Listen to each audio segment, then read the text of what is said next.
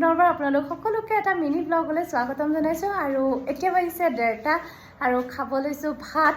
আজি মায়ে ঢেৰ বস্তু বনাইছে, সেইবাবে ব্লগটো ষ্টাৰ্ট কৰিলোঁ। প্ৰথম দেখুৱাই লওঁ থালিখন। এয়া চাওক কিমান বস্তু বনাইছে আজি।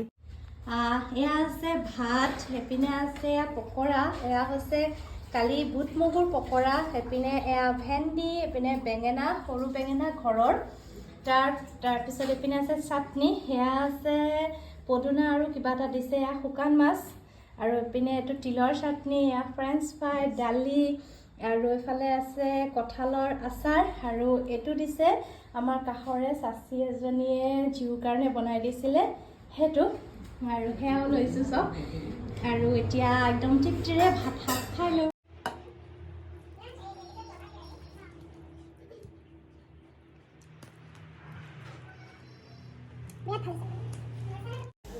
এতিয়া আমি চাৰিজনী ওলাই আহিলোঁ আইতাহঁতৰ ঘৰলৈ বিহু বুলি, আৰু এয়া খুৰীহঁতৰ লগত আমি, আৰু এয়া হৈছে আমাৰ আইতা, আৰু নেক্সট আহিলোঁ ইগৰাকী খুৰীৰ ঘৰলৈ।